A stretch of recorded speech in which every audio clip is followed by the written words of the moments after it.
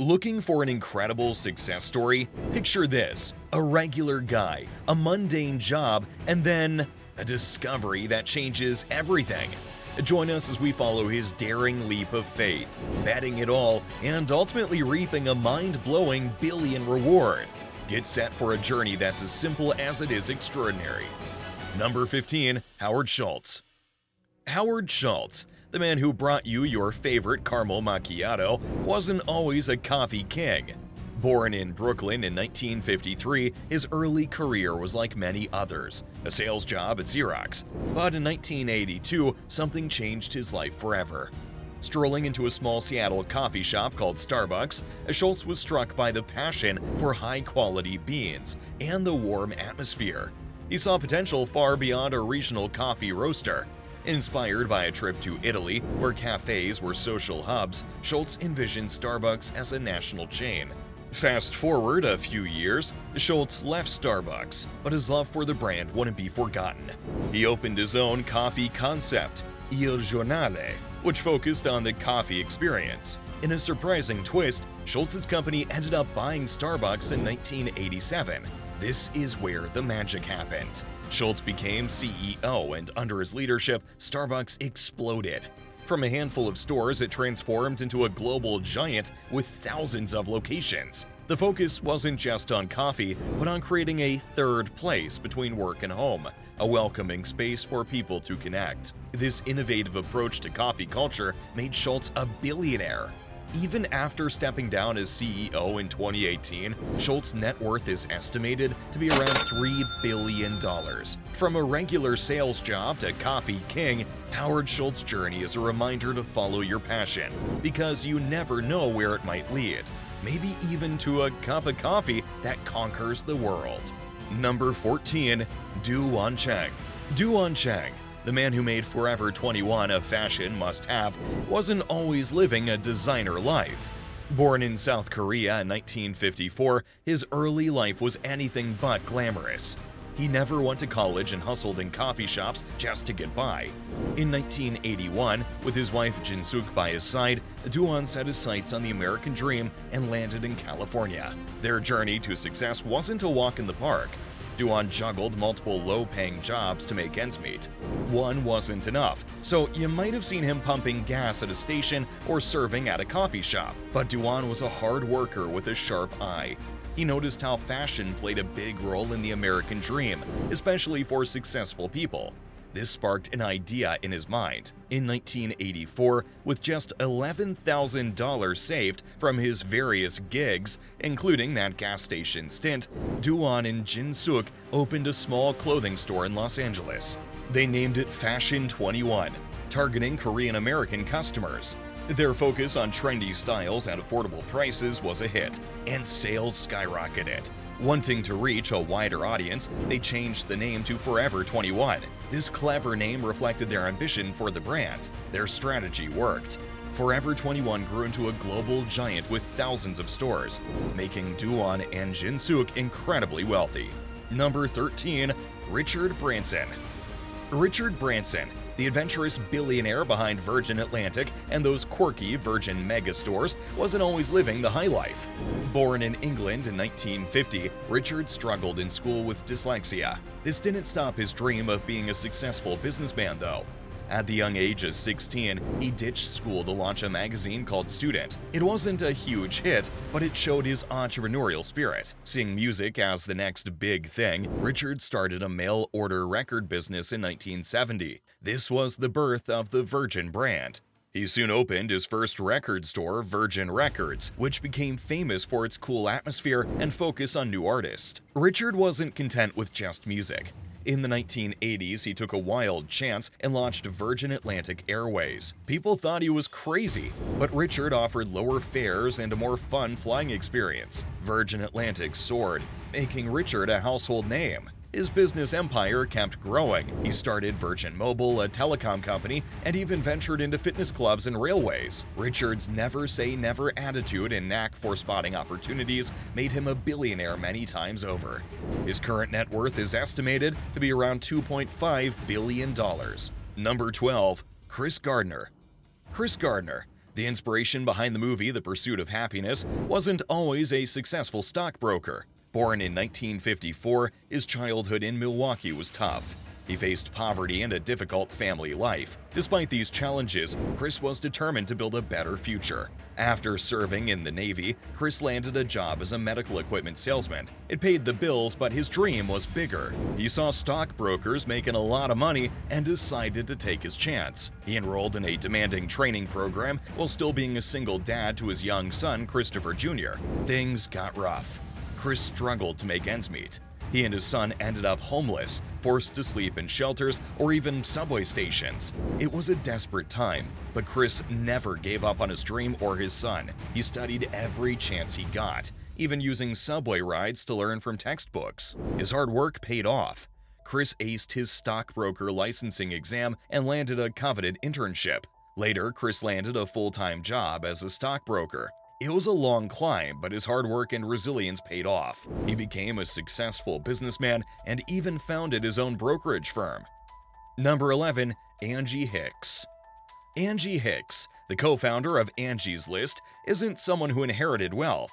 In fact, her journey to success began with a simple problem: finding a reliable contractor. Back in 1995, Angie was working in Ohio when she needed help finding someone trustworthy to fix her friend's house. Frustrated with the lack of good options, Angie teamed up with William S. Osterl to create a solution. Their idea was simple yet powerful: a list with reviews from real people about local contractors. This became Angie's List, a subscription service where members could access reviews and recommendations for home improvement projects. It was a hit with homeowners tired of unreliable contractors. The company went fully digital in the late 1990s and expanded its services beyond just reviews. In 2017, Angie's List merged with another home service company, Home Advisor, to create Angie, a much larger online marketplace. While Angie is no longer directly involved in the day-to-day operations of Angie, her initial idea and dedication to customer experience helped build a multi-billion-dollar company. Number 10. Jean-Paul Riopel. Jean-Paul Riopel wasn't your typical artist chasing fame and fortune. Born in Montreal, Canada in 1923, art was his passion from a young age. In the 1940s, Riopel became a key figure in a group of rebellious artists called Les Automatistes. They rejected traditional styles and embraced a more expressive, free-flowing approach. Looking for wider recognition, Riopel set sail for Paris in 1947. It was a life-changing move. He fell into the exciting world of Parisian art and befriended famous artists like Picasso and Jean-Paul Sartre. Here's where things got interesting. Riopel abandoned paintbrushes and started using palette knives to create his art. These works, known for their thick, textured layers of paint, became his signature style. Critics nicknamed him a trapper for the wild energy they captured, like a Canadian artist bringing wilderness to the Parisian art scene. Riopel's unique style and association with the Parisian art world propelled him to international fame. His paintings started selling for high prices, making him a wealthy artist. Jean-Paul Riopel's story isn't just about chasing riches, but about following his artistic vision. Number 9. Ronald McDonald. Ronald McDonald isn't a real person, but a beloved mascot. Created in 1963 for McDonald's, he wasn't always the burger-loving clown we know today. Originally played by weatherman Willard Scott, Ronald's early appearances were a bit quirky, even appearing in a dark room with a tray for a hat. Over time, Ronald's look and personality solidified. He became a friendly face for McDonald's, promoting happy meals and fun times at the restaurant. Though Ronald himself isn't rich, his role in McDonald's success is undeniable. McDonald's is a global giant, and Ronald McDonald is a big part of their marketing strategy. He's appeared in countless commercials, parades, and even has his own charity, Ronald McDonald House Charities, helping families with sick children. While Ronald McDonald himself doesn't have a net worth, he's a symbol of a multi-billion-dollar company. His cheery smile and catchy tunes have won over generations of children, making him one of the most recognizable mascots in the world. Number 8. J.K. Rowling. J.K. Rowling, the name behind The Boy Who Lived, wasn't always swimming in galleons. Born Joanne Rowling in 1965, she dreamed of writing from a young age. But life threw some challenges. After her mom passed away and money got tight, Joanne took various jobs, even facing short periods of poverty. Then, on a train ride in 1990, magic struck. The idea of Harry Potter popped into her head. Joanne poured her heart into the story, facing rejections before landing a publishing deal in 1997. The first book, Harry Potter and the Philosopher's Stone, became a lightning bolt of success. Harry, Ron, and Hermione's adventures captivated readers worldwide. With each sequel, the wizarding world grew bigger and more beloved. J.K. Rowling's life went from everyday writer to literary superstar. The Harry Potter series became a global phenomenon, selling over 600 million copies and sparking movies, theme parks, and a magical world of merchandise. Today, her net worth is estimated to be a whopping $1 billion. Number 7. Rodney Dangerfield. Rodney Dangerfield, the king of self-deprecating humor with his signature, "I don't get no respect," was always a comedy legend.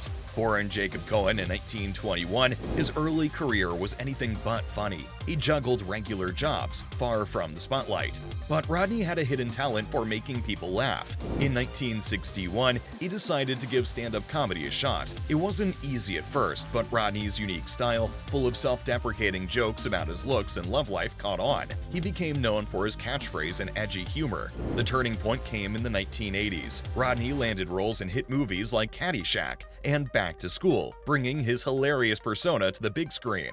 His stand-up career boomed too, filling stadiums with fans eager to hear his signature brand of comedy.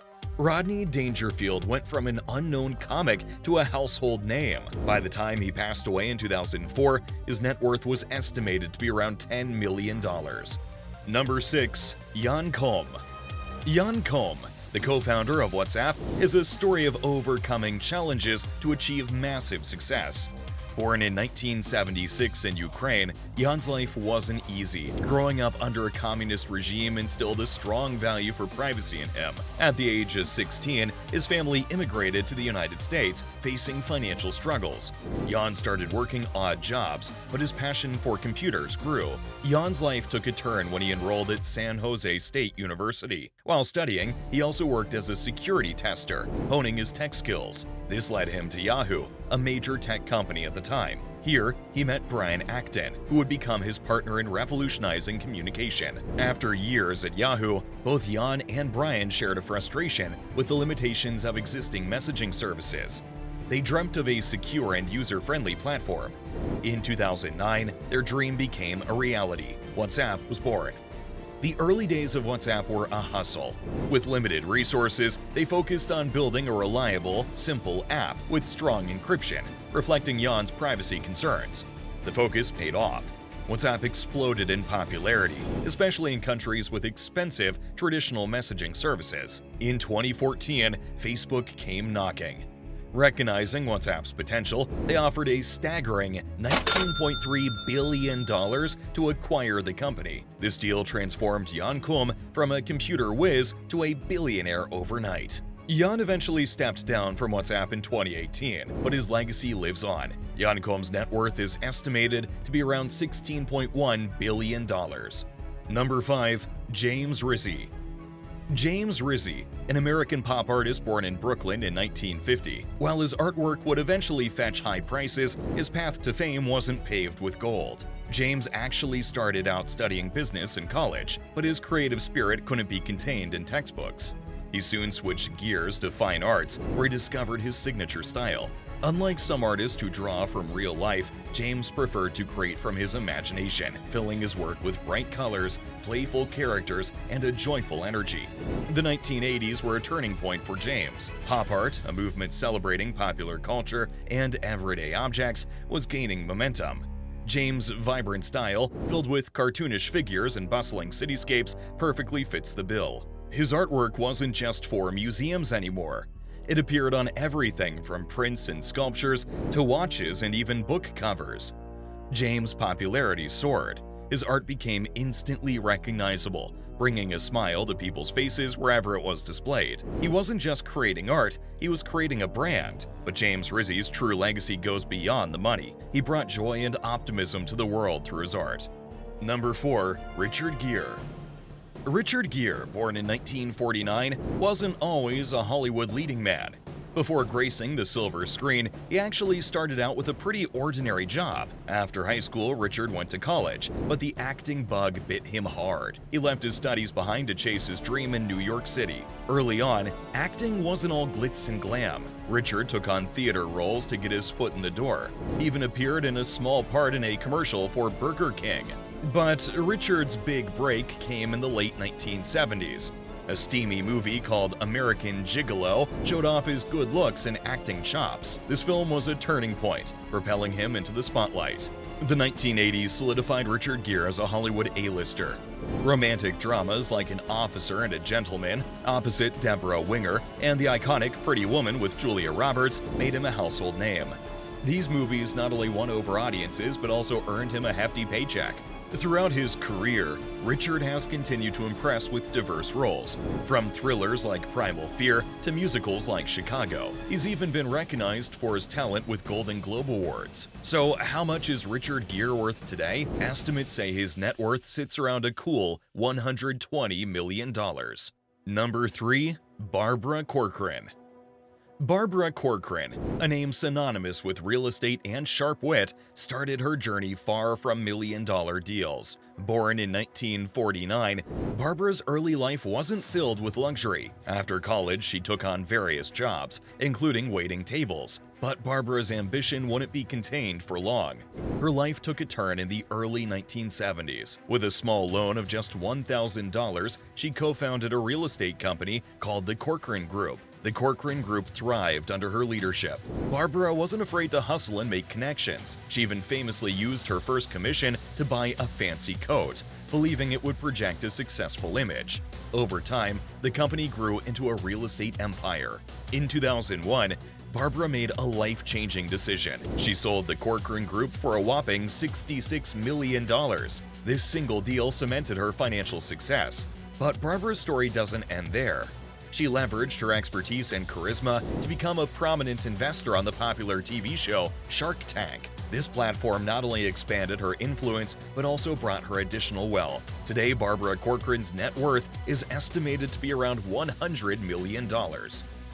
Number 2. Joe Rogan. Joe Rogan, a name synonymous with podcast and free-flowing conversation. Born in 1967, Joe's early career path meandered a bit. He started out doing stand-up comedy in the late 1980s, but success wasn't immediate. In the 1990s, things began to pick up. Joe landed gigs hosting television shows like Fear Factor, which pushed him into the mainstream. He also continued commentating for UFC, which helped him build a dedicated fan base. But the real game changer for Joe Rogan came in 2009. He launched the Joe Rogan Experience, a podcast where he interviews a wide range of guests, from comedians and scientists to athletes and even political figures. The show's format is simple: long, unfiltered conversations that delve into various topics. The success of the Joe Rogan Experience propelled Joe into the big leagues. In 2020, he signed a massive deal with Spotify, reportedly worth over $200 million, for exclusive rights to the podcast. Today, Joe Rogan's net worth is estimated to be around $200 million. But beyond the money, Joe Rogan's impact lies in his ability to spark conversations and bring a unique perspective to a wide range of topics. Number 1. Sara Blakely. Sara Blakely isn't your typical millionaire. Forget fancy cars and trust funds. Sara started with a simple idea and turned it into a billion-dollar business. Born in 1970, she worked various sales jobs after college. But Sara dreamed of something more. One frustrating day, while wearing uncomfortable pantyhose under white pants, a light bulb went off in her head. She envisioned a smoother, more comfortable option. With just $5,000 saved up, Sara cut the feet off pantyhose and voila! Spanx was born. This wasn't an overnight success story. Sara faced rejections from stores and skepticism from some, But she persevered, personally demonstrating Spanx to buyers at Neiman Marcus, a high-end department store.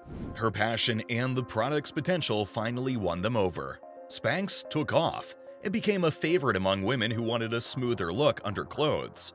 Celebrities were spotted wearing them, and soon Spanx was a household name.